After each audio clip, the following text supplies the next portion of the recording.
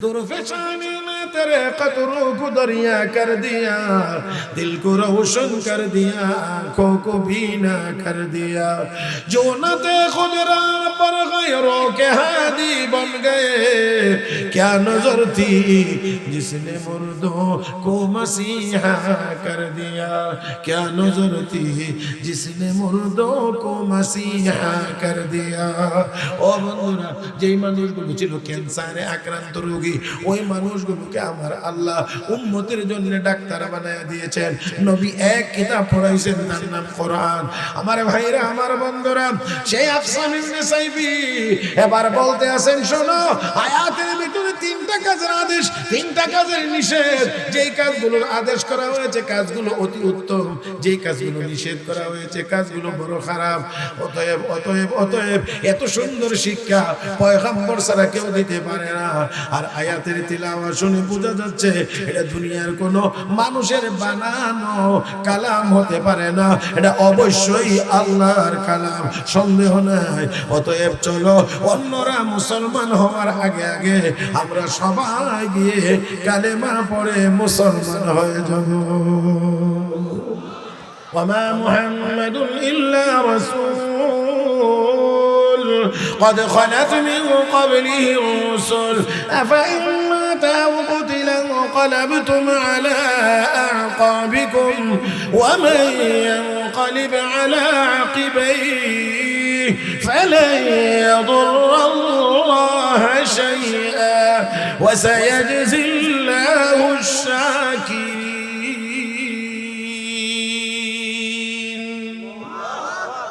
ما كان محمد أبا أحد من رجالكم ولكن رسول الله وخاتم النبيين وكان الله بكل شيء عليما.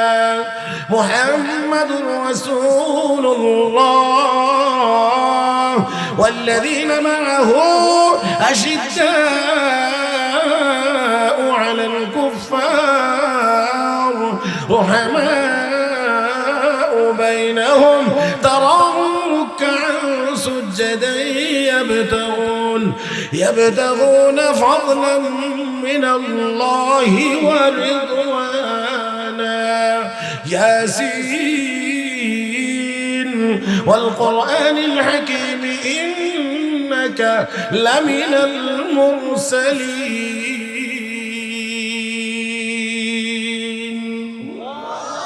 আর একটু জোরে কান, আমার আপনার নবী আল্লাহর রাসূল, তিনি আল্লাহর রাসূল। দুনিয়ার কেউ মানলেও তিনি রাসূল, কেউ না মানলেও রাসূল, কেউ স্বীকার করলেও রাসূল, কেউ স্বীকার না করলেও রাসূল, কেউ সম্মান দিলেও তিনি রাসূল, সম্মান না দিলেও তিনি রাসূল। বাকি কথা হলো, মানলে আর সম্মান দিলে নিজে দামি হবে, না মানলে আবু জাহেলের মতো হবে। আল্লাহর হাবিব বলেন, আনা মুহাম্মদ ইবনে আব্দুল্লাহ, আমি আব্দুল্লাহর ছেলে মুহাম্মদ, আমি আব্দুল্লাহর ছেলে মুহাম্মদ। এটা আমার জন্মগত পরিচয়, জন্মগত পরিচয়। আর আমার দায়িত্ব হলো লা ইলাহা ইল্লাল্লাহ মুহাম্মাদুর রাসূলুল্লাহ। এই কালেমার দাওয়াত দেওয়ার জন্য এসেছি। এখানে আমার নবীর পরিচয় আছে রাসূলুল্লাহ, রাসূলুল্লাহ, রাসূলুল্লাহ। আমি আল্লাহর রাসূল, আমি আল্লাহর রাসূল রাহমাতুল লিল আলামিন। এই জবাব দেওয়ার পরে কোরআনের ওই আয়াত তিলাওয়াত করে শুনাইলেন দলিল হিসেবে যে আয়াত আমি তিলাওয়াত করেছি। আল্লাহ রাব্বুল আলামিন বলেন, ইন্নাল্লাহা ইয়া'মুরু বিল আদলি ওয়াল ইহসান ওয়া ইতা'i যিল কুরবা ওয়া ইয়ানহা আনিল ফাহশা'i ওয়াল মুনকারি ওয়াল বাগই ইয়া'iযুকুম লা'আল্লাকুম তাযাক্কারুন। আল্লাহর নবী যখন আয়াত তিলাওয়াত করলেন, আল্লাহর নবী যখন তিলাওয়াত করলেন, দুইজন আগন্তুক মানুষ বলতে আছে, ও মুহাম্মদ, জোরে কোন সাল্লাল্লাহু আলাইহি ওয়াসাল্লাম, ও মুহাম্মদ, আমাদের কাছে বড় ভালো লেগেছে। আল্লাহু আকবার কোন। আসসালামু আলাইকুম ওয়া রাহমাতুল্লাহি ওয়া বারাকাতুহু। ওয়া আলাইকুম আসসালাম। আলহামদুলিল্লাহি নাহমাদুহু ওয়া নাস্তাঈনুহু ওয়া নাস্তাগফিরুহু ওয়া নু'মিনু বিহি ونؤمن به ونتوكل عليه ونعوذ بالله من شرور أنفسنا ومن سيئات أعمالنا من يهده الله فلا مضل له ومن يضلله فلا هادي له ونشهد أن لا إله إلا الله وحده لا شريك له ونشهد أن سيدنا وسندنا وحبيبنا ومولانا محمدا عبده ورسوله الذي أرسله بالحق بشيرا ونذيرا وداعيا إلى الله بإذنه وسراجا منيرا صلى الله تعالى عليه وعلى آله وأصحابه وبارك وسلم تسليما كثيرا أما بعد فأعوذ بالله من الشيطان الرجيم بسم الله الرحمن الرحيم إن الله يأمر بالعدل والإحسان وإيتاء ذي القربى وينهى عن الفحشاء والمنكر والبغي يعظكم لعلكم تذكرون قال رسول الله صلى الله عليه وسلم القرآن شافع مشفع وماحل مصدق من جعله أمامه قاده إلى الجنة ومن جعله خلف ظهره ساقطه إلى النار آمنت بالله صدق الله مولانا العظيم وبلغنا رسوله النبي الأمي الكريم ونحن على ذلك لمن الشاهدين والشاكرين والحمد لله رب العالمين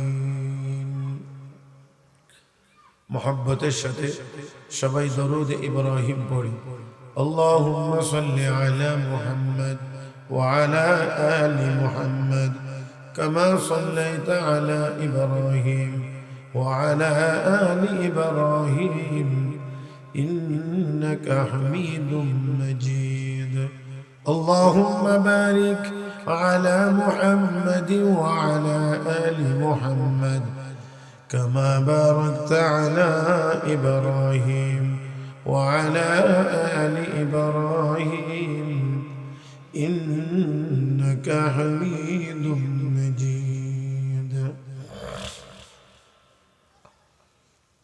সুজাতপুর দারুল উলুম হাফিজিয়া মাদ্রাসা জামালগঞ্জ সুনামগঞ্জের উদ্যোগে আয়োজিত আজকে ষষ্ঠ বার্ষিক ওয়াজ মাহফিলের অত্যন্ত শ্রদ্ধাভাজন সভাপতি দামাত বারাকাতুহুল আলিয়া উপস্থিত হযরত উলামায়ে কেরাম সমবেত দিনদার ইমানদার মুসলমান ভাইয়েরা পর্দার আড়ালে অবস্থানরত শ্রদ্ধেয় সম্মানিত মা ও বোনেরা রব্বে করিমের দরবারে শুকরিয়া আদায় করছি যিনি আমাদেরকে অত্যন্ত দয়া করে মায়া করে মেহেরবানি করে কোরআন হাদিসের এই মুবারক মজলিসে বুজুর্গানে দ্বীনদের সুহবতে আসার বসার কোরআন ও সুন্নাহর কিছু কথা বলার ও শোনার তৌফিক দান করেছেন মহব্বতের সাথে সবাই উচ্চ আওয়াজে পড়ি আলহামদুলিল্লাহ।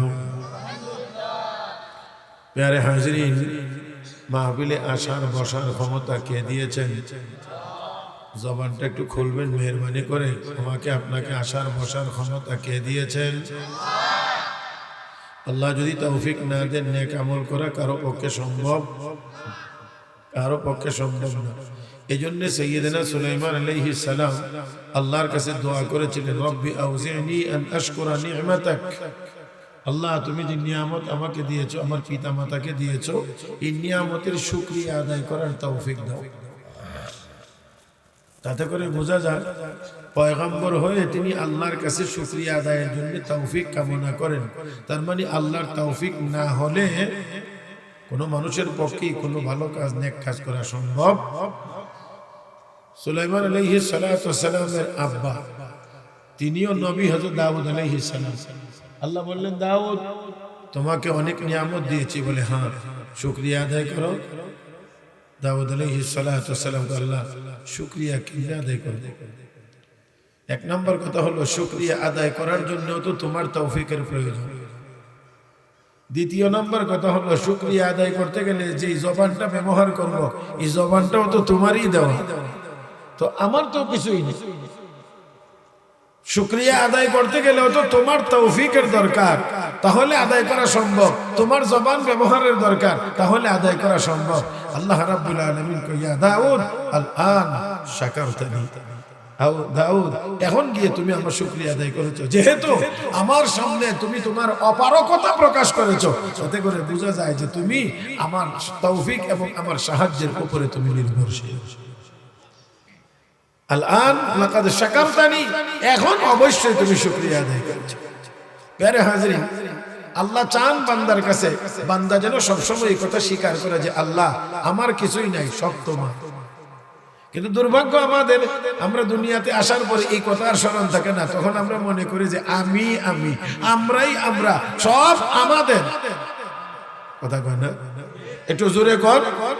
যাদের গায়ে শক্তি বেশি মনে করে বাহ আমি, যাদের গোষ্ঠী বড় তারা মনে করে এই গ্রামে আবার আমরা ছাড়া আর কে, যাদের দল ক্ষমতায় তারা মনে করে দেশটাই আমরা। কথা কথা এই জন্য আল্লাহ রাব্বুল আলামিন মাঝে মাঝে একটু আসার দেন। আসার বুঝেন আপনারা? মাঝে মাঝে একটু আসার দিয়ে আমাদের চোখের সামনে দেখা যে রান্না করা ভাতও ডেকে রেখে যাওয়া লাগে, খায়া যাওয়া যায় না। আল্লাহ রাব্বুল আলামিন মাঝে মাঝে এই জন্য একটু আসার দেন। ভূমিকম্প কিছুটা টের পাইছিলেন মনে হয় আপনারা, নাকি? হ্যাঁ, ভূমি কার? আরে ভূমি মানে জমিন, এই জমিন কার? নদী, সবই আল্লাহর। এই জন্য আল্লাহ মাঝে মাঝে একটু একটু একটু ঝাঁকুনি দিয়ে বুঝাইয়া দেন, এই কই থাকিস, একটু আন্দাজ কর। হ্যাঁ, তার মানে আমার বাড়িতে আমার জমিনে থেকে তুই তোর মতো করে চলবে না। এই জন্য একটু নাড়াইয়া দেখাই দেই যে এত আশা করে, এত টাকা খরচ করে, এত সুন্দর করে বিল্ডিং বানাইলে জমিনটা একটু নড়াচড়া করলে তোর বিল্ডিং এর অবস্থা কি? কথা কয় না? যেটা সবচেয়ে তুলনামূলক ভাবে সনের ঘর, টিনের ঘর, হাফ ওয়াল, এর চেয়ে বিল্ডিং মজবুত, কিন্তু ভূমিকম্পের ক্ষেত্রে সবার আগে কোনটা যায় আগে? আল্লাহ রাব্বুল আলামিন কয় এই জমিন আমার, জমিন আমার। বলেন আওয়াজ করে, জমিন কার? ওয়ালা তামশি ফিল আরদি মারাহা, জমিনে বাহাদুরি দেখায়া চলবে না। ইন্নাকা লান তাখরিকাল জিবালা ওয়া লান তাবলুগ, ইন্নাকা লান তাবলুগাল জিবালা, লান তাখরিকাল আরদা ওয়া লান তাবলুগাল জিবালা তোলা। জমিন ফাড়তে পারবে না, পাহাড়ে উঠতে পারবে না। তোর উঁচা, তোর লম্বা পাহাড় পরিমাণ হবে না। তাহলে এতটুকুর ভিতরে একটা কথা একটু আওয়াজ করে মহব্বতের সাথে বলেন, আমি আপনি দুনিয়াতে যা আছে সব কার? মহব্বতের আওয়াজে সব কার? তাহলে সব যদি আল্লাহর হয়, তাহলে যেই বাতাস নিচ্ছি এটাও আল্লাহর দেওয়া, যে জমিনে আসি এটা আল্লাহর দেওয়া, যেই নদীতে ডুব দিচ্ছি, যেই নদী থেকে মাছ ধরে খাইতেছি, এই নদীটাও কার দেওয়া? সূর্যের আলো, এই সূর্যটা আল্লাহর দেওয়া, চন্দ্রের আলো এটাও আল্লাহর দেওয়া। তো আমাদের কি? আমাদের কিছুই নেই। তো বলতে চাইছিলাম যে আল্লাহ চান বান্দা সব সময় আমার সামনে নত হয়ে থাকবে, কিন্তু আমরা নত হওয়াটা ভুলে গিয়েছি। আমরা আল্লাহর সামনে যত বেশি নত হতে পারবো, দুনিয়ার সমস্ত সৃষ্টি জগতের সামনে আমরা ততই বেশি ক্ষমতা দেখাইতে পারবো। এখন আল্লাহর সামনে নত হই না, এই জন্য কারো সামনে আমরা আমাদের মাথা উঁচু করতে পারি না। আল্লাহর সামনে মাথা নত করি না, এই জন্য আমেরিকার সামনে নত করা লাগে, রাশিয়ার সামনে নত করা লাগে, চায়নার সামনে নত করা লাগে, ইন্ডিয়ার সামনে নত করা লাগে। যদি নতটা করতে পারতাম মাথা কার কাছে, কার দরবারে? আল্লাহর, তাহলে কারো সামনে মাথা নত করা লাগতো না। প্রিয় হাজিরিন, এই জন্য আমি একটু কথা মাঝে মাঝে বলে থাকি, আমরা এমন এক জায়গাতে এখন আছি, আমাদের অবস্থা না আমরা ঘর কা না বাহির কা, মানে না আল্লাহর না অমুসলিমদের। কারণ আল্লাহ দেখেন আমাদেরকে শুক্রবার ছাড়া মসজিদে যায় না। আপনাদের এদিকে তো এমন মুসল্লি নাই, শুধু শুক্রবারে যায়। শুক্রবারও সারাদিন না, ফজরেও নাই, আসরেও নাই, শুধু তারপরেও গিয়ে দেখবেন খতিবের চেহারার দিকে চাই একবার, ঘড়ির দিকে চাই একবার। তার মানে কি সময় সময় নাই। খতিবরে সিগন্যাল দিতে আছে তাড়াতাড়ি শেষ করুন, তাড়াতাড়ি শেষ করুন, সাপ মসজিদে আসছি। হ্যাঁ,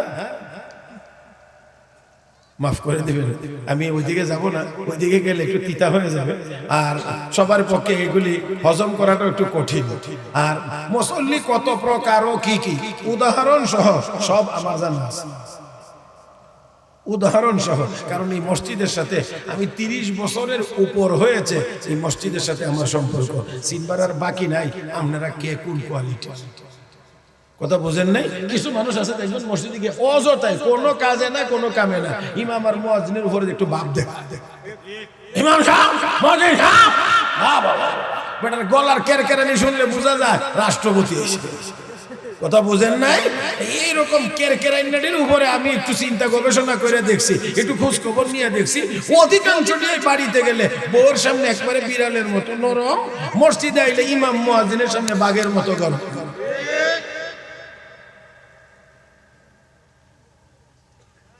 এজন্য আমি আগেই বলছি কিছু বলবো না।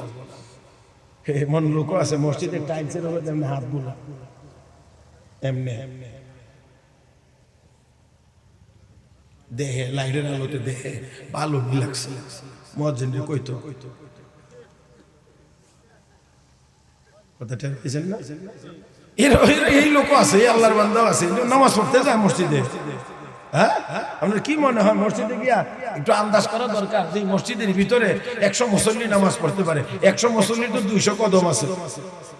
100 মুসল্লির 100 জোড়া জুতা মসজিদে নিয়ে গেছে, যতই যত্ন করে নিয়ে যাক তারপরেও কিছু না কিছু তো উড়াইন না, যেটি এগুলি তো অন্তত গিয়ে পড়ে। কোন করলে গিয়া দেহে ভালো নি লাগছে, মুয়াজ্জিনরে কইতো মসজিদ পরিষ্কার হইছে না, অথচ তার জামার কাপড়ের দিকে তাকাইলে বোঝা যায় 250 গ্রাম সাবান ছাড়া এর কাপড় পরিষ্কার হতো না। জি, আবার যদি নিবে আমিও নিবে যাব। এই নিবার জ্বলার দ্বারা পুরা এতক্ষণে যতটুকু জোড়া লাগাইছিলাম এটা ছুটে যাবে। একদম আমার দিক তাকাইবেন, একদম আমার দিক। আমি অন্য কথা আর বাড়াইতে চাই না, সোজা একখানা আয়াত তেলাওয়াত করেছি, একখানা হাদিস তেলাওয়াত করেছি।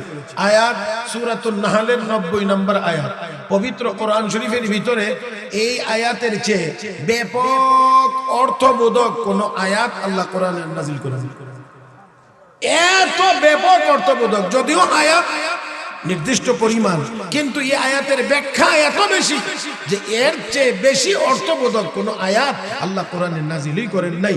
এই আয়াতের তেলাওয়াত শুনে, শুধুমাত্র এই আয়াতের তেলাওয়াত শুনে পুরা এক গোষ্ঠীর লোক সবাই কালেমা পড়ে মুসলমান হয়ে গেছে। আর একটু মহব্বতে বলেন, কিসের তেলাওয়াত শুনে মুসলমান হয়েছে? একটু বললেন আমার সাথে, একটু একটু একটু কথা বললেন আমার সাথে, বলবেন তো ইনশাআল্লাহ? আরে হাজরিন, কোরআনের তেলাওয়াত শুনে মুসলমান হইছে, মুসলমান হইছে। দুর্ভাগ্য দুর্ভাগ্য দুর্ভাগ্য যে আমরা মুসলমান কোরআন তেলাওয়াত জানি না। এইদিকে কি আমার দিকে সামনে, আমার থেকে দূরের থেকে তো মনে আর কেউ আসে, আমারও তো একারে দেখাতে। হ্যাঁ, আর আমার দিকে তাকাইলে সবাই আপনাদের চোখের সীমানার ভিতরেই পড়বে। বাকি কথা হলো চোখটা যদি অন্যদিকে যায় তাহলে আমার কথা বলতে একটু অসুবিধা লাগে। আমি বলবো আপনাকে, আপনি তাকাইছেন এইদিকে, তো আমি বলবো কাকে? যত বুজুর্গ আলে দিন এখানে আসেন সবাই আমার অত্যন্ত শ্রদ্ধার পাত্র। ওনাদের সাথে সম্পর্ক আজকের না, অনেক আগ থেকে। যে সময় একেবারে ছোট ছিলাম, একেবারে ছোট, মাত্র ওয়াজের জীবন শুরু, তখন থেকে এই এলাকায় কম বেশি আশা আমার ছিল। আশেপাশে আছেন একটা দুর্লভপুর, রামনগর, দুর্লভপুর, এখানে, এরপরে আরো অন্যান্য জায়গাতে আমি এসেছি। আজকে থেকে মোটামুটি ভাবে বলা যায় অন্তত 27-28 বছর আগে। এখানে অনেকের বয়স 28 বছর হয়েছে। আল্লাহ, এই হুজুরের বাড়ি কোথায়? হ্যাঁ, আমার জন্মের আগে আমরা এলাকায় এসে বস করে গেছি। এই জন্যে একটু আমার দিকে তাকাবেন, বুজুর্গদের কাছে আমি একটু দোয়া চাই, ওনারা একটু নেক নজরে আমার দিকে তাকাবেন, যাতে আমি ওনাদের তাওয়াজ্জুটা পাই, কিছু কথা যেন আল্লাহ বলার তৌফিক দান করেন। প্যারা হাজরিন, বলছিলাম এই আয়াতের তেলাওয়াত শুনে পুরা গোষ্ঠীর মানুষ কালেমা পড়ে মুসলমান হয়ে গেছে। কথাটা বলতে চাইছিলাম, যেই জায়গাটা আমার দিকে একেবারে তাকায়া শুনেন, কোরআনের আয়াতের তেলাওয়াত শুনে এক গোষ্ঠীর মানুষ কালেমা পড়ে মুসলমান, এক আয়াতের তেলাওয়াত শুনে। কিন্তু দুর্ভাগ্য আমাদের যে আমরা মুসলমান আজ কোরআনের তেলাওয়াত জানি না। বুঝাইতে পারছি না মনে হয় এখনো? যেই কোরআনের তেলাওয়াত শুনে কাফের মুসলমান হয়, সেই কোরআনের তেলাওয়াত মুসলমানের ঘরে এখন আর হয় না। যেটা হয় এটা সংখ্যার ভিতরে আসে না, এটা পার্সেন্টেজের মধ্যে আসে না। আমার বন্ধুরা, তেলাওয়াত খুবই কমে গিয়েছে। আর দুর্ভাগ্য হলো আরো যে এখন তেলাওয়াত শিখি। আগে স্কুল কলেজ ইউনিভার্সিটিতে গেলেও সকালবেলার মক্তবটা ঠিক ছিল, যার কারণে আগের দিনে লেখাপড়া করে যত সরকারি বড় কর্মকর্তা হয়েছে, অন্তত আর যা কিছুই হোক না কেন, আলেম বিদ্বেষী ছিল না, নাস্তিক ছিল না, ইসলাম বিরোধী ছিল না। আজকে কোরআনের এই প্রাথমিক শিক্ষা না থাকার কারণে যত বড় শিক্ষিত হয়, এত বড় চোর হয়, এত বড় ডাকাত হয়, এত বড় দুর্নীতিবাজ হয়, এত বড় ইসলাম বিরোধী হয়।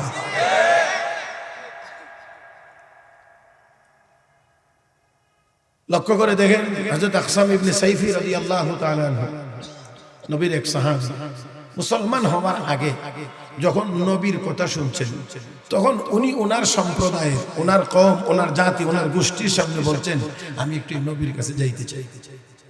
সবাইকে আপনি আগে চলে যাবেন, আপনি আমাদের লিডার, আপনি আমাদের নেতা, আপনি আগে চলে যাবেন, এটা হয় না। আপনি পরে যাবেন, আগে 2 জন লোক পাঠান, গিয়ে একটু যাচাই করে আসো উনি আসলে নবী কি। আপনাদের একটু উত্তর দিতে হবে, এমন কোন যাচাই বাছাই করার মতো লোক কি পৃথিবীতে আছে, যে যাচাই বাছাই করলে আমার আপনার নবী ওই যাচাই বাছাই ফেল করবেন? হ্যাঁ, ঠিকই। নির্বাচনী কাগজপত্র নাকি যে ভুল হয়ে গেছে, এটা হয়ে গেছে, অমুকখানে ঝামেলা, এই জন্য মনোনয়ন, এমন কোন সুযোগ নাই। কারণ প্রশ্ন করা হয় জমিনে নবীকে প্রশ্ন করা হয় জমিনে, জবাব আসে আরশে আজিম থেকে। ফেল করানোর মতো, যাচাই বাছাই করে আমার নবীকে ঠেকানোর মতো, ফেল করানোর মতো ক্ষমতা দুনিয়ার কাহারও, জোরে কান, নাই। মক্কার কাফের বেঈমানরা সম্মিলিতভাবে সবাই মিলে মদিনায় লোক পাঠায়া তাওরাত ইনজিলের আলেম ওলামাদের কাছ থেকে শিখে এসেছিল প্রশ্ন। যে প্রশ্নগুলো নবীকে করা হয়েছিল, 3টি প্রশ্ন, ওই প্রশ্ন শুনে মক্কার মানুষেরা বলছিল, এই প্রশ্নের জবাব জীবনেও মুহাম্মদ দিতে পারবে না, কারণ আমরা স্কুল কলেজ ইউনিভার্সিটিতে পড়ার পরেও এই প্রশ্নের কথাই কোনোদিন শুনি নাই, আর মুহাম্মদ তো কোন স্কুলের বারান্দাতেও যায় নাই, জানবে কোত্থেকে? কিন্তু তাদের জানা নাই যে রাসূল বলছেন, উতীতু ইলমাল আউয়ালিন ওয়াল আখিরিন, আমার আগের মানুষ, আমার পরের মানুষ, সবাইকে মিলে যত ইলম দেওয়া হয়েছে, আমাকে একা তত ইলম দেওয়া হয়েছে। কে দিয়েছেন? রাসূল বলেন, আল্লামানি রাব্বি ফাআহসানা তা'লিমি, আল্লাহ আমাকে শিক্ষা দিয়েছেন, উত্তম শিক্ষা দিয়েছেন। আমার বন্ধুরা, দুনিয়ার সকল জ্ঞান বিজ্ঞান যেখানে গিয়ে শেষ হয়, আসমানি কিতাবের ইলম সেখান থেকে মাত্র শুরু হয়। দুনিয়ার সব যেখানে গিয়ে অচল, কোরআনের ইলম সেখানে গিয়ে অসচল। আরেকটু জোরে কান। মানুষ যখন মারা যায়, মৃত্যু শয্যায় শায়িত, এমন সময়ে দুনিয়ার যত বড় বড় শিক্ষিতরা আছে, ওই সময়ে সকল শিক্ষিতরা তাদের সব কিছু নিয়ে আসলেও মৃত ব্যক্তির কোনো উপকার করা সম্ভব সম্ভব না। কিন্তু আমার নবী বলেন, উম্মত, যখন তোমাদের মধ্য থেকে কোনো ব্যক্তি মৃত্যু সজ্জায় শায়িত হয়, তার পাশে সূরা ইয়াসিন তেলাওয়াত করো। সূরা ইয়াসিনের তেলাওয়াতের বরকতে মহান আল্লাহ ওই লোকটির মরণের যন্ত্রণা কমায়া দেন। তাহলে বোঝা গেল দুনিয়ার সবকিছু যেখানে গিয়ে কাজ করে না, কোরআন সেখানেও কাজ করে। আমার ভাইয়েরা, মানুষ কবরে চলে গেলে জীবিত ব্যক্তিরা এই কোরআনের তেলাওয়াতের মাধ্যমে মৃত ব্যক্তির উপকার করতে পারে। উপরে জমিনের উপর থেকে তেলাওয়াত করবে, জমিনের ভিতরে কবরের ভিতরে লোকটা তার উপকার পাবে। দুনিয়ার আর কোন জাতির কাছে এই ব্যবস্থা, এখানে একটা গুরুত্বপূর্ণ কথা আছে, আমার দিকে তাকান। দুনিয়ার কোন জাতি গোষ্ঠীর কাছে, কোন ধর্মাবলম্বীদের কাছে এই ব্যবস্থা নাই যে জমিনের উপর থেকে কিছু করবে আর তাদের মৃতরা কবরের ভিতর থেকে উপকৃত হবে। কোনো ব্যবস্থা নাই। এই জন্য ওই অমুসলিমেরা একটা পদ্ধতি আবিষ্কার করছে। কি পদ্ধতি? আমাদের অমুক মৃত ব্যক্তির সম্মানে আমরা 1 মিনিট নীরবতা পালন করিব। কথা বুঝেন নাই? কবরের পাশে গিয়ে কি করব? নীরবতা পালন করব। নীরব। আমাদের কিশোরগঞ্জের হযরত মাওলানা আব্দুর রহমান জামি সাহেব রাহমাতুল্লাহ আলাইহি উনি বলতেন, ওই গাদা না ময়রা মুখ বন্ধ হইছে, তুই জিন্দা থেকে মুখ বন্ধ হইল কেন? কবরেরটা না হয় ময়রা মুখ বন্ধ হইছে, তো তুই জিন্দা থেকে মুখ বন্ধ হইল কেন? এ ভাই, একেবারেই আমার দিকে তাকাইয়া খেয়াল করে শুনেন। আমি গড়ির কাঁটা ধরে আমি তেলাওয়াত করে দেখছি, আলহামদুলিল্লাহ। আমি একটু দ্রুত তেলাওয়াত করলে 1 মিনিটে 12 বার সূরা ইখলাস তেলাওয়াত করতে পারি। কয়বার? আপনারা 9 বার বাদ দিলাম, আপনাদের জন্য 9 বার বাদ দিলাম, রইল কয়বার? 3 বার। তো 1 মিনিটে যদি 3 বার সূরা ইখলাস তেলাওয়াত করতে পারেন, 100 মানুষ যদি কবরের পাশে গেলেন, 100 মানুষ যদি 1 মিনিটে একজনে 1 খতম 3 বার করে কুল হুয়াল্লাহ তেলাওয়াত করেন, 1 খতমের সওয়াব 100 মানুষে 100 খতমের সওয়াব মৃত ব্যক্তি পায়। কোন গাঁজা খাইছেন আপনারা কবরের পাশে? জোরে কোন? আর যা কিছুই হোক, মুসলমান যে মারা গেছে, আমি দলমত বুঝি না, আমি বুঝি একজন মুসলমান। সে যেই দলেরই হয়ে থাকুক না কেন, একজন মুসলমান যদি হয়ে থাকে, তার কবরের পাশে গিয়ে অপর মুসলমানেরা নীরব দাঁড়ায় থাকতে পারে না। অবশ্যই 1 মিনিটে 1 খতম কোরআনের সওয়াব তাকে হাদিয়া দেওয়া যায়। এটা করবে। ওই কর্তৃকে শিক্ষাইছে, ওই যে এদের কাছে নাই, এদের কাছে নাই। এখন এরা কয় আমরা নীরব, এখন আমরা মুসলমানেরা আমরা, ওর কাছে নাই এই জন্য নীরব। তোর কাছে তো আছে, তুই নীরব হবে কেন? কথা বলেন। এই জন্য এই কুপ্রথা ভাঙতে হবে। আমরা যেখানে মুসলমানের কবর জিয়ারতে যাব, সেখানে আমরা নীরবতার পরিবর্তে ঘোষণা দেব, সবাই সূরা ইখলাস তেলাওয়াত করব। জোরে বলেন। আল্লাহ তৌফিক দান করুন, বলি আমিন। প্যারে হাজিরিন, তো বলছিলাম আপনি আগে যাবেন, আপনি না গিয়ে 2জন লোক পাঠান, একটু যাচাই করে দেখো আসলে উনি নবী কি, যাচাই। ঠিক আছে, 2জন লোক পাঠাইছেন। 2জন যে পাঠাইছেন তাও আবার বিচক্ষণ লোক পাঠাইছেন, কোন দুর্বল না। নর্মাল হইলে হবে না, একটু পণ্ডিত না হইলে তো আবার যাচাই করা যায় না। কথা বুঝেন না? যেমন আমাদের দেশে অনেক পণ্ডিত আছে, ইমাম সাহেব কোন সূরায় 9 মিম আর কোন সূরায় 9 মিম, তার মানে হ্যাঁ বুঝাইতে চায় যে আমিও শাইখুল হাদিসের থেকে কম না। হ্যাঁ, কোন সূরায় 9 মিম আর কোন সূরায় 9 মিম। সব ইমাম কি এক জাতের?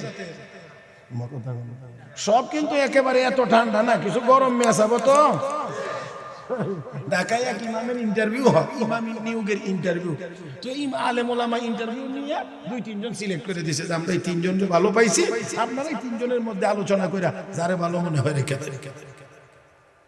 এখন কমিটির কিছু পণ্ডিত আছে, তো উনিও যে কিছু এটা বুঝাইতে হবে না। তো এক মিয়া সাহেব জিজ্ঞাসা, আচ্ছা আপনি বলেন তো জাতিসংঘের মহাসচিবের নাম কি?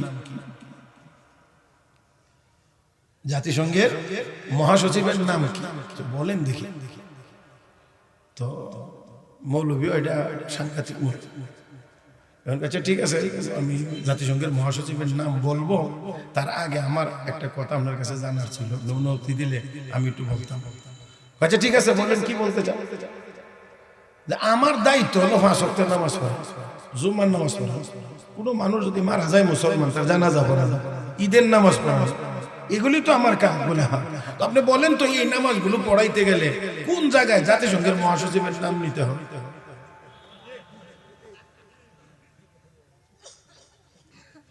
বুঝছেন না? আপনি বলেন যে এই নামাজগুলো আমার এই দায়িত্ব পালন করতে গেলে কোন জায়গায় জাতিসংঘের মহাসচিবের নাম নিতে হবে?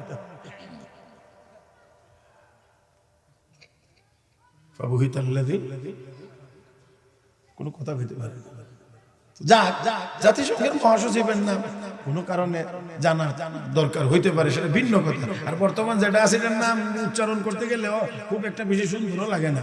এটা যখন মহাসচিব হয়েছে, পত্র পত্রিকায় নাম আসছে, বহু মস্ক করে আমি ঠিক করছি, অ্যান্টনিও গুতেরেস। কথা বুঝেন নাই? সর্বনাশ, এই নাম উচ্চারণ করতে গিয়া আমেরিকার এখন এর আগে যেটা পররাষ্ট্রমন্ত্রী ছিল, এর নাম আমার ঠিক করতে গিয়ে অনেকক্ষণ সময় লাগছে। Antony Blinken. এটা আমি কইছিলাম যে বুড়া মানুষ যারা দাঁত টাত লড়ে তারা এই নাম উচ্চারণের চেষ্টা করেন না, কারণ যেটা লড়ে এটা হয়ে যাবে সম্ভাবনা আছে। আল্লাহ তুমি মাফ করো। এখন কোন সূরায়? 9 মিম। কোন সূরায়? 9 মিম। ভরে গেছে এক দেশে বা মেসাব আছে।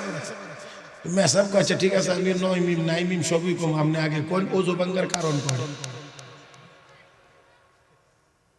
হ্যাঁ, ওযু কি কি কারণে ভাঙে? আচ্ছা বলেন তো দেখি কোনটা জরুরি বেশি? ওযু ভাঙে কি কি কারণে? মুসলমান হিসেবে এটা জানা দরকার বেশি, না কোন সূরায় 9 মিম আর কোন সূরায় 9 মিম এটা জানা দরকার বেশি? এখন ওযু ভাঙার কারণ জানে না, বেটা গিয়া ইমাম রে কয় কোন সূরাত 9 মিম আর কোন সূরাত 9 মিম। ফাকনামি করার আর জায়গা পান না। আল্লাহ মাফ করুন, পুরা আমার এইদিকে জায়গা কি আছে? খালি এইদিকে জায়গা দূর মারে কেন ওয়াজ এইদিকে? আল্লাহ আল্লাহ মাফ করুন, আল্লাহ মাফ করুন। অনেকের আমি আগেই বলছি, আমার কাছে আর কোনো কিছু না থাকলেও অন্তত 30-32 বছরের অভিজ্ঞতা কিন্তু জমা আছে। অনেকজন এমন আছেন একেবারে চিৎ করায় শোয়া ফেড়ে ভাড়া দিলেও আল্লাহ সূরাটা ঠিক করে বেরিয়ে না, কিন্তু পাকনামির ভাব দেখলে বোঝা যায় ইমাম গাজালি ইসলাম আল্লাহ তুমি আমাদেরকে হেদায়েত দাও, জোরে কোন আমিন। দুইজন লোক একটু সালাক টালাক দিকে পাঠাইছে নবীর কাছে গিয়ে বলতে আছে, আমরা আমাদের দলনেতা গোষ্ঠীর নেতা আকসাম ইবনে সাইফির পক্ষ থেকে আপনার কাছে এসেছি, আমরা আপনাকে 2টা প্রশ্ন করব। কয়টা? 2টা। কি প্রশ্ন? 1 নম্বর মান আনতা, 2 নম্বর প্রশ্ন মা আনতা। খুব লম্বা মনে হইছে, খুব শর্ট কথা। মান আনতা 1 নম্বর প্রশ্ন, মা আনতা 1 নম্বর প্রশ্নের বাংলা হলো আপনি কে, আপনার পরিচয় কি। 2 নম্বর আপনি কেন এসেছেন দুনিয়াতে। আমরা অনেক সময় অনেক কথা বলতে গিয়ে বলি কি ও কেন, তার মানে আপনার পরিচয় কি, আপনার আগমন দুনিয়াতে কেন। রাহমাতুল আলামিনকে জিজ্ঞেস করা হয়েছে মান আনতা, আপনি কে। নবী যদি 1 মাস নবীর পরিচয় দেন শেষ হবে। জোরে কর। আমার নবী যদি নবীর পরিচয় 1 বছর দেন শেষ হবে।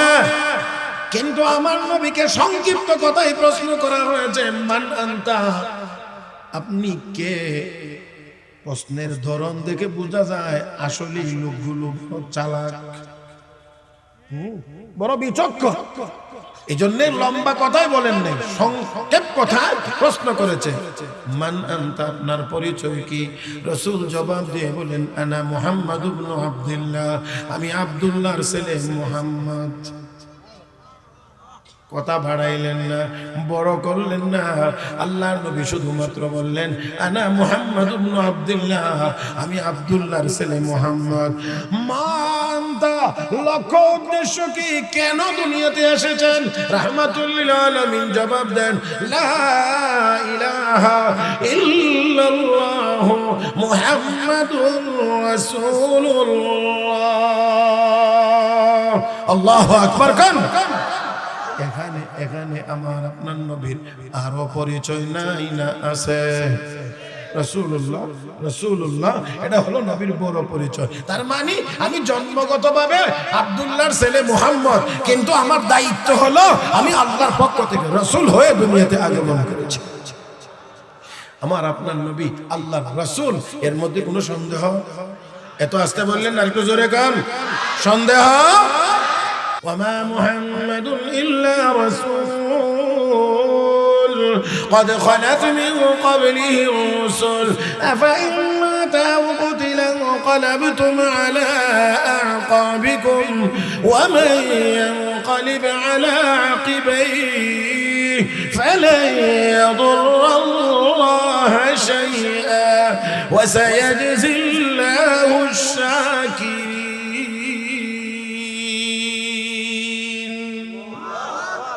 ما كان محمد أبا أحد من رجالكم ولكن رسول الله وخاتم النبيين وكان الله بكل شيء عليما. محمد رسول الله والذين معه أشداء على الكفار رحماء بينهم تراهم ركعا سجدا يبتغون فضلا من الله ورضوانا. ياسين والقرآن الحكيم إنك لمن المرسلين.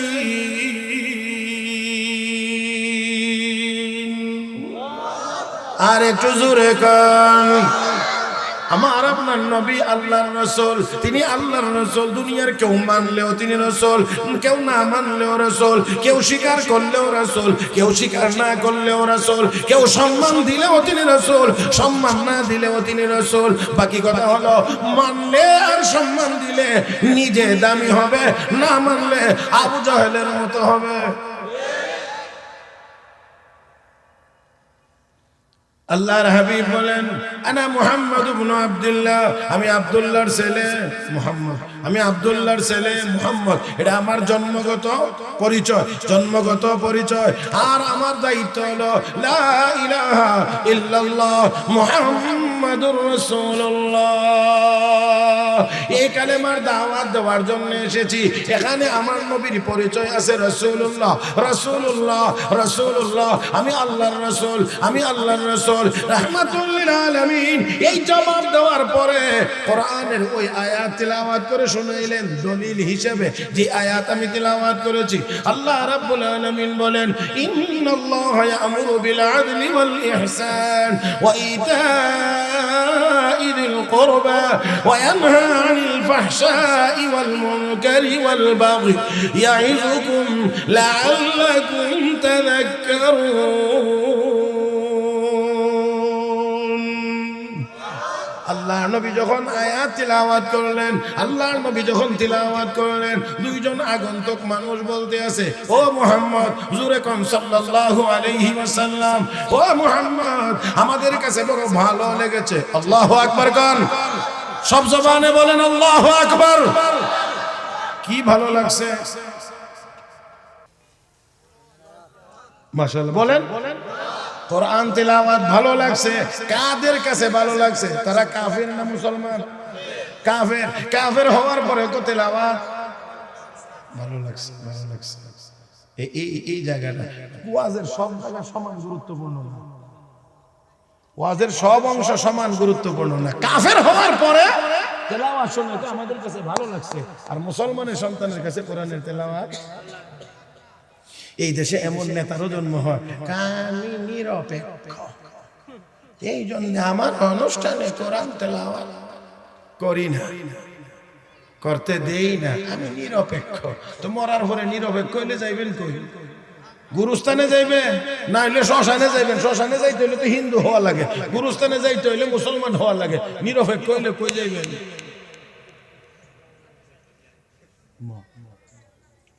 আপনি তো নিরপেক্ষ, কারণ ভক্ষ না হইলে তো শ্মশানও নাই। আপনি হিন্দুর ভক্ত হইলে শ্মশান পাইবেন, মুসলমানের হইলে গুরুস্থান পাইবেন। হিন্দুও না মুসলমানও না, তো পাইবেন কোনটা? আল্লাহ আমাদেরকে বুঝার তৌফিক দান করেন। কবরে গেলে মুনকার নাকির জিজ্ঞেস মার রব্বুকা, তোমার রব কে? তারপরের প্রশ্ন হলো ওমা দীনুকা, তোমার দিন কি, তোমার ধর্ম কি? কইতে পারবেন না সাহস করে? আমি নিরপেক্ষ। হ্যাঁ প্যারে হাজির, জানি না এই ধারণা কোন জায়গা থেকে আমাদের মাথার মধ্যে বা এই দেশে কোথায় থেকে এটা আমদানি হয়েছে। ধর্মের ব্যাপারে নিরপেক্ষ, ধর্মের ব্যাপারে নিরপেক্ষ হওয়ার কোনো সুযোগ নেই। প্যারে হাজির, আল্লাহ কয় ইন্না দীন ইনদাল্লাহিল ইসলাম, আল্লাহর কাছে মনোনীত ধর্মের নাম জোরে কও ইসলাম। তাহলে আমি নিরপেক্ষ হইতে যাব কোন জায়গাতে? আমার কথা, আমার আল্লাহ কয় দিন হলো ইসলাম, ইসলাম হলো আমার মনোনীত ধর্ম। ওয়া ইয়াবতাগি গায়রাল ইসলামি দীনান ফালা ইউকবাল মিনহু, ইসলাম ছাড়া অন্য কোন ধর্ম আল্লাহ কখনোই গ্রহণ করবেন না। তাহলে তো আমার মুসলমান হওয়া ছাড়া কোনো উপায়। আল্লাহ কয় ইয়া আইয়ুহাল্লাযীনা আমানুত্তাকুল্লাহা হাক্কা তুকাতিহি ওয়া লা তামুতুন্না ইল্লা ওয়া আনতুম মুসলিমুন। মুসলমান না হইয়া মইরো, নামনে মরবেন নিরপেক্ষ হইয়া। আল্লাহ কয় মর মুসলমান হইয়া, আর আমি কই নিরপেক্ষ হইয়া। প্যারে হাজিরিন, ওয়াজ একটু তিতা হয়ে গেছে আজকে না? মনে হয় একটু তিতা হয়ে গেছে, এই জন্য শ্রোতারা বেশি আমার দিকে সন্তুষ্ট সহকারে আমার দিকে তাকায় না। হাসি খুশির একটা ভাব আছে না চেহারার মধ্যে, কেমন জানি বেজার হয়ে রয়েছে। আপনি না আইছিলেন হেঁটে ভালো আছে, আমার দিকে আসে। সবসময় মিঠা জিনিস ভালো হয় না, মাঝে মাঝে তিতাও খাওয়া লাগে। করলা ভাজি মাঝে মাঝে না খেলে পেট ভালো থাকে, কথা কয় না রে। সবসময় মিষ্টি জিনিস ভালো লাগে না, মাঝে মাঝে একটু ঝালটা খাওয়া লাগে। কি বলেন, ঠিক না? তো আল্লাহর হাবিব তেলাওয়াত করলেন আয়া। আগন্তুক দুজন মানুষ বলতে আছে আমাদের কাছে খুব ভালো লাগছে, আপনি আমাদের সামনে এই আয়াত আরো কয়েকবার তেলাওয়াত করেন, আমাদের জন্য মুখস্থ হয়ে যায়, আমরা যেন আমরা নেতার সামনে গিয়া তেলাওয়াত করে শুনাইতে পারি। এত সুন্দর, এত মজা। আর মজা তো হবে, সুন্দর তো আল্লাহর কালাম এমনি সুন্দর, আর তেলাওয়াত কোরআন তো কালামুল্লাহ, আর তেলাওয়াত যিনি করেছেন তিনি রাসূলুল্লাহ। হ্যাঁ ব্যাপার আছে না একটা, কোরআন কালামুল্লাহ, তেলাওয়াত করছেন রাসূলুল্লাহ। ব্যবধান আছে না? আমরা তেলাওয়াত আর রাসূলের তেলাওয়াত কি এক? তো তেলাওয়াতটা তো হইছে নবীর জবানে, কি না মজাটা লাগছে। তো আরো কয়েকবার তেলাওয়াত করুন। আল্লাহর নবী তাদের কথা রক্ষা করলেন, কয়েকবার তেলাওয়াত করলেন কোরআনের তেলাওয়াত। এটা আমারও মাঝে মাঝে একটু রক্ষা করা লাগে। অনেক জায়গায় এত আয়াত তেলাওয়াত করি ওয়াজের ভিতরে, তারপরে ওয়াজ শেষ করার পরে হুজুর কুদুর তেলাওয়াত। হ্যাঁ হুজুর তেলাওয়াত, আরে এত আয়াত তেলাওয়াত করলাম হুজুর আরো শুনতে মনে চায়। আমি বললাম সারা কোরআন সারাদিন পড়লেও আপনারা আরো শুনতে মনে চাইব, এটা আমার কিচ্ছু না, এটা কোরআনের বৈশিষ্ট্য। হাজারো তেলাওয়াত হইলে ওটার মজা কমবে।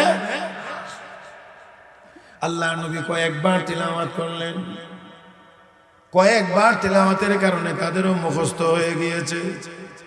এবার তাদের নেতার কাছে গিয়ে যে নেতা জিজ্ঞেস করে, কি জিগাইলা, কি পাইলা একটু বলো। নেতা জিজ্ঞেস করেছি মান আনতা, জবাব দিয়েছে আনা মুহাম্মদ ইবনে আব্দুল্লাহ। জিজ্ঞেস করেছি মা আনতা, জবাব দিয়েছেন লা ইলাহা ইল্লাল্লাহু মুহাম্মাদুর রাসূলুল্লাহ। আর ওনার উপরে নাজিল হওয়া কোরআনের একটি আয়াত আমাদেরকে তেলাওয়াত করে শোনাইছেন। এই আয়াতের তেলাওয়াত শুনে আমাদের কাছে বড় ভালো লেগেছে, বড় ভালো লেগেছে। এজন্য আমরা ওনাকে অনুরোধ করেছিলাম আপনি কয়েকবার আমাদেরকে তেলাওয়াত করে শোনান, যাতে করে আমাদের মুখস্থ হয়, আমরা যেন আমাদের নেতার সামনে সামনে গিয়ে তেলাওয়াত করে শোনাইতে পারি। উনি আমাদের কথা রেখেছেন, রক্ষা করেছেন, কয়েকবার তেলাওয়াত করেছেন, আমাদেরও মুখস্থ হয়েছে। আমরা আপনাকে তেলাওয়াত করে শোনাই। ইন্নাল্লাহা ইয়া'মুরু বিল আদলি ওয়াল ইহসান ওয়া ইতা'i যিল কুরবা ওয়া ইয়ানহা আনিল ফাহশাই ওয়াল মুনকারি ওয়াল বাগি ইয়া'iযুকুম লা'আল্লাকুম তাযাক্কারুন। এই আয়াতের তেলাওয়াত আমাদেরকে শোনাইছেন আকসাম ইবনে সাইফি। আয়াতের তেলাওয়াত শ্রবণে এবার বলতে আছেন, শোনো, এই আয়াতের ভিতরে তিনটি কাজের আদেশ আছে, তিনটা কাজের নিষেধ আছে। যেই কাজগুলোর আদেশ করা হয়েছে কাজগুলো বড় সুন্দর, বড় ভালো, বড় চমৎকার। নিষেধ করা হয়েছে যেই কাজগুলো, সেই কাজগুলো বড় খারাপ, বড় মন্দ, বড় মারাত্মক। অতএব এত সুন্দর কথা কোন নবী ছাড়া কেউ বলতে পারেন? জোরে কান। তাহলে বোঝা গেল নবীদের শিক্ষা হলো উত্তম শিক্ষা। জোরে কান। আমার বন্ধুরা, নবীর শিক্ষা উত্তম শিক্ষা। এই জন্য তাকায় দেখেন আমাদের দেশে যারা কোরআন শিখে না, শুধু দুনিয়ার বিদ্যা শিখে, অনেক বড় শিক্ষিত হয়ে রাষ্ট্রের হাজার হাজার কোটি টাকা চুরি করে। আর এই দেশের আলেম ওলামা, মসজিদের ইমাম মুয়াজ্জিন সামান্য সামান্য নাম কেউ আসতে, সামান্য বেতনে দিন রাত জাতির খেদমত করে। অল্প বেতনে খেদমত করার পরেও চুরির মামলার আসামি হয় না, ডাকাতির মামলার আসামি হয় না, দুর্নীতির মামলার আসামি কোনো আলেম ওলামা হয় না। আমার ভাইয়ের, যে মানুষগুলো ছিল বর্বর মানুষ, যে মানুষগুলো ছিল বর্বর, ওয়া কুনতুম আলা শাফা হুফরাতিন মিনান নার, আল্লাহ কো জাহান্নামের গর্তের কিনারায় ছিল তোমরা নবীর সাহাবীরা। আর আমি আল্লাহ ফাআনকাযাকুম মিনহা, আমি আল্লাহ তোমাদেরকে জাহান্নামের গর্তের কিনারা থেকে উদ্ধার করে নিয়ে আসলাম। আমার নবী ওই মানুষগুলোকে 23 বছরের কোরআন শিখাইছেন। কত বছরে কি শিখাইছেন বলেন না একটু আওয়াজ করে? 23 বছরে কোরআন শিখাইছেন। এক কিতাব শিখাইয়া ওই বর্বর মানুষগুলোকে দুনিয়ার শ্রেষ্ঠ মানুষে রূপান্তরিত করে দিয়েছেন। तेरे कतरों को दरिया कर दिया, दिल को रोशन कर दिया, आँखों को बीना कर दिया। जो न थे खुद राह पर गैरों के हादी बन गए, क्या नजर थी जिसने मुर्दों को मसीहा कर दिया, क्या नजर थी जिसने मुर्दों को मसीहा कर दिया। ও বন্ধুরা, যেই মানুষগুলো ছিল ক্যান্সারে আক্রান্ত রোগী, ওই মানুষগুলোকে আমার আল্লাহ উম্মতের জন্য ডাক্তার বানায়া দিয়েছেন। নবী এক কিতাব পড়াইছেন, তার নাম কোরআন। আমার ভাইরা, আমার বন্ধুরা, সেই আকসাম ইবনে সাইফি এবার বলতে আছেন, শোনো, আয়াতের ভিতরে তিনটা কাজের আদেশ, তিনটা কাজের নিষেধ। যেই কাজগুলোর আদেশ করা হয়েছে কাজগুলো অতি উত্তম, যেই কাজগুলো নিষেধ করা হয়েছে কাজগুলো বড় খারাপ। অতএব অতএব অতএব এত সুন্দর শিক্ষা পয়গম্বর ছাড়া কেউ দিতে পারে না। আর আয়াতের তিলাওয়াত শুনে বোঝা যাচ্ছে এটা দুনিয়ার কোনো মানুষের বানানো কালাম হতে পারে না, এটা অবশ্যই আল্লাহর কালাম, সন্দেহ নাই।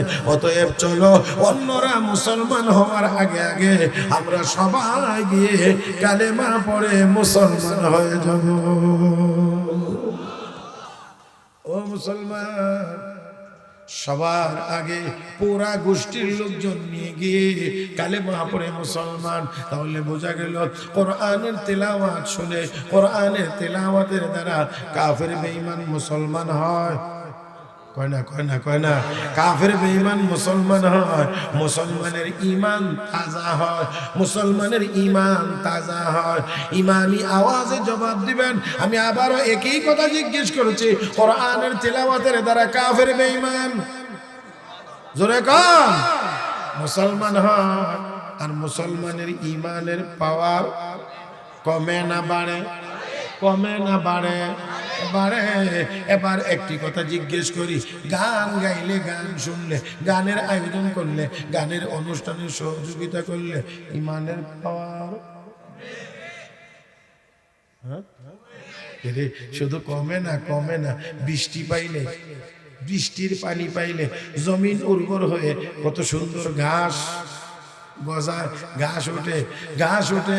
আল্লাহর নবী বলেন গান বাজনার দ্বারা কলবের ভিতরেও এমন করে মুনাফিকি গজায়। বৃষ্টির পানি পাইলে যেমন ঘাস গজায়, মুমিনের কলবের ভিতরে যদি গান শুনে, গান গায়, গানের কারণে তার কলবের ভিতরে মুনাফিকি গজায়। মাফ করে দিবেন। এখন এই জন্য তালাশ করলে দেখবেন, লক্ষ্য করলে দেখবেন আমাদের মধ্যে মিথ্যা বলা আশঙ্কাজনক হারে বৃদ্ধি পেয়েছে, আশঙ্কাজনক হারে বৃদ্ধি পেয়েছে। আমরা মিথ্যা কথা বলি, মসজিদের ভিতর থেকে বলে বারান্দায় এসে কথা বলছি, বাইরে বলে মসজিদের ভিতরে গিয়ে না আমি তো এমনি বলছি। মুনাফিকদের একটা আলামত হলো মিথ্যা কথা বলা। কি কথা বলা? কার আলামত? কথা কয় না, কার আলামত? মুনাফিকের আলামত হলো মিথ্যা কথা বলা। কি পরিমাণ মিথ্যা কথা বলি আল্লাহ ছাড়া কেউ জানে না। আমার মনে হয় কিরামান কাতিবিনও মনে হয় লজ্জা পায় যে আর এত কত মিথ্যা কথা লেখবে, কত মিথ্যা কথা লেখবে। মিথ্যা ছাড়া এখন দিন শুরু হয় না, মিথ্যা ছাড়া দিন শেষ হয় না, দিন শুরু হয় না মিথ্যা ছাড়া, শেষ হয় না মিথ্যা ছাড়া। আমার ভাইয়েরা, এই পরিমাণ মিথ্যা কথা। আর আমাদের অতীতে যা দেখলাম তা হলো সাজায়া গুজায়া হাজার হাজার মানুষের সামনে বসে বসে যারা সুন্দর করে মিথ্যা কথাটা বলতে পারছে, তারা এই দেশের বড় বড় চেয়ারে বসতে পেরেছে। এই জন্য আমরা চাই ভবিষ্যতে আমরা আর কোনো চেয়ারে কোনো মিথ্যাবাদীকে দেখতে চাই না। যারাই জাতির নেতৃত্ব দিবেন অবশ্যই সত্য কথা বলতে হবে। আপনারা কি ব্যাপারে দ্বিমত নাকি? সত্য কথা বলতে হবে, হ্যাঁ, মিথ্যা যেন না হয়, মিথ্যা যেন না হয়। মুনাফিকরা মিথ্যা কথা বলে, মুমিন মিথ্যা কথা বলতে পারে। এক বেচারা জিজ্ঞেস করে তুমি এত আদব কোত্থেকে শিখছো? আমি বেয়াদবের তো শিখছি। বেয়াদবের কাছ থেকে আদব কেমনে শিখলা? কহে যে কাম করে বেয়াদব হইছে, আমি এই কামগুলি না করে আদব শিখছি। তাহলে মুনাফিকরা মিথ্যা কথা কয়, আমরা মিথ্যা বলবো না, তাহলে আমরা মুমিন? কথা কয় না। মুনাফিকরা মিথ্যা কথা বলে, মুমিন কোন কথা বলবে? আস্তে যায় না মুমিন। কি কথা বলবো আমরা? বলেন বলেন, আওয়াজ করে বলেন, কি বলবো? আল্লাহ তুমি সবাইকে তৌফিক দান করো, জোরে বলেন কি বলবো? সত্য সত্য সত্য সত্য সত্য সত্য। আমরা তো সত্য, কি আবার সিডি পত্র কিনে হয়।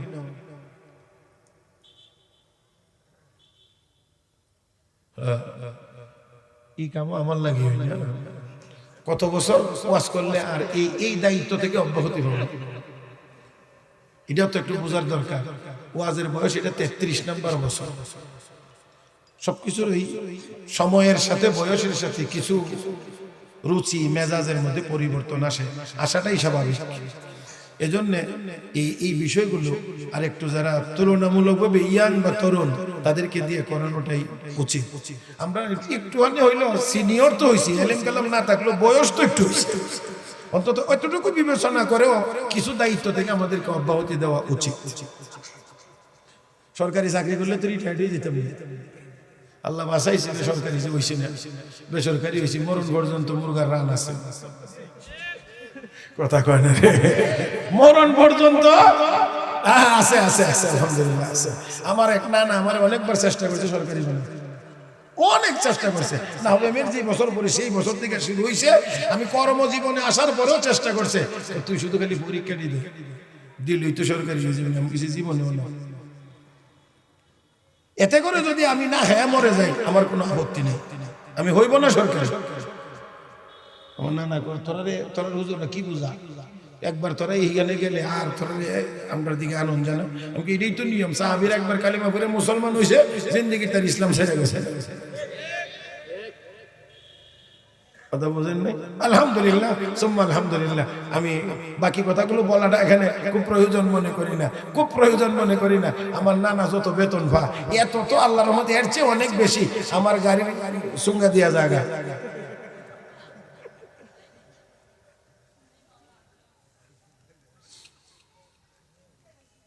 মুহতারাম হাজিরিন, তো বলার কথা বলছিলাম যে আসলে এই জন্যও কিছুটা এখন দায়িত্বটা কিছু কমায়া দেওয়া উচিত। হ্যাঁ, যাক, তারপরেও যেহেতু মাদ্রাসা, এই জন্য আমি দেখবো, চেষ্টা করবো ইনশাআল্লাহ। প্যারা হাজিরিন, আসুন আমি আমার কথাটা বলে একটু শেষ করি, তারপরে বাকি কাজটা করার চেষ্টা করব।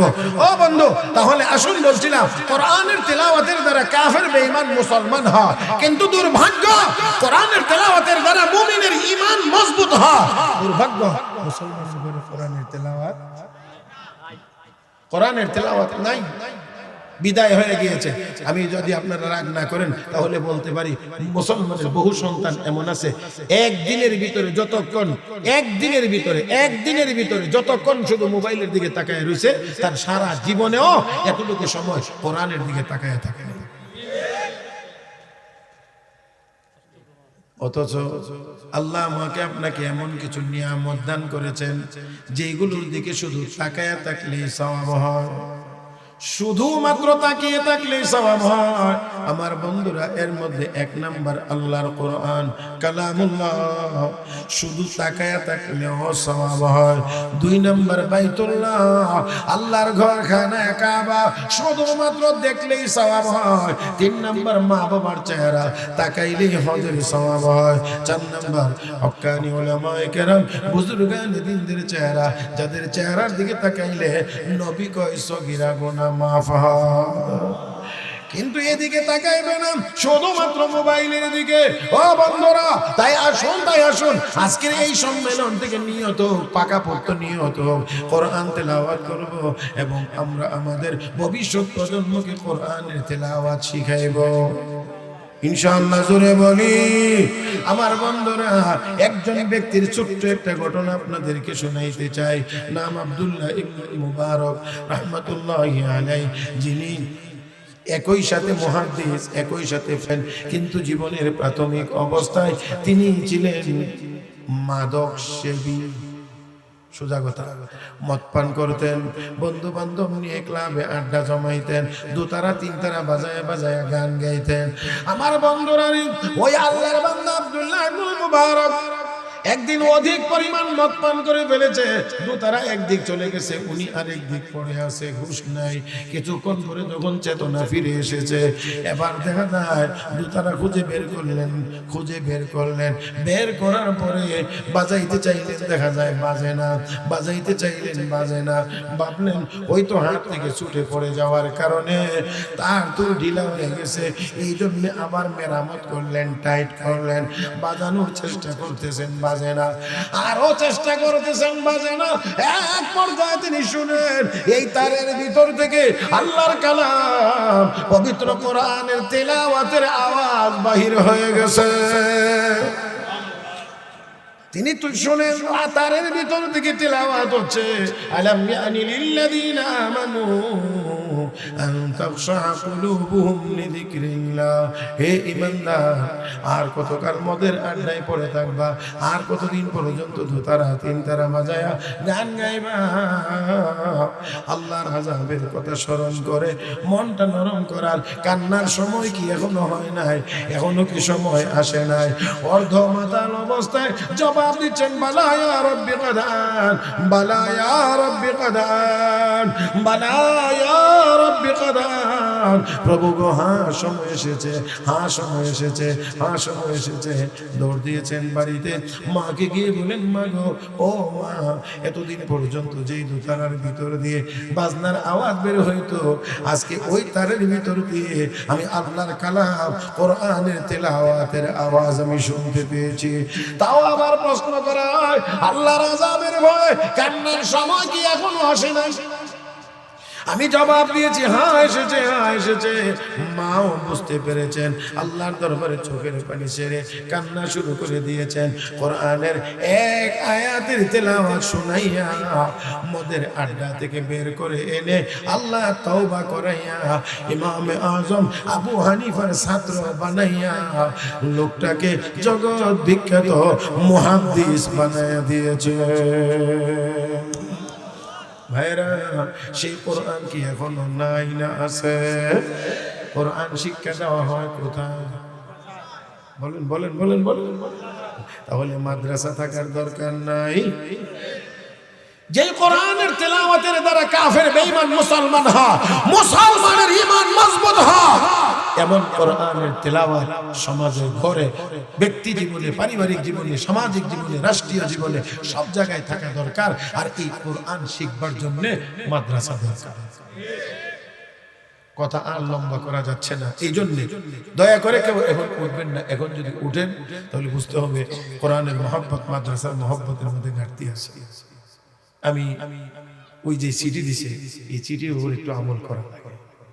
যেহেতু এই কোরআন শিখবার জায়গা মাদ্রাসা, এই জন্য আমি আল্লাহর বান্দা একজন মানুষ এই মজলিসে চাই এই মাদ্রাসার জন্য কোরআনের মহব্বতে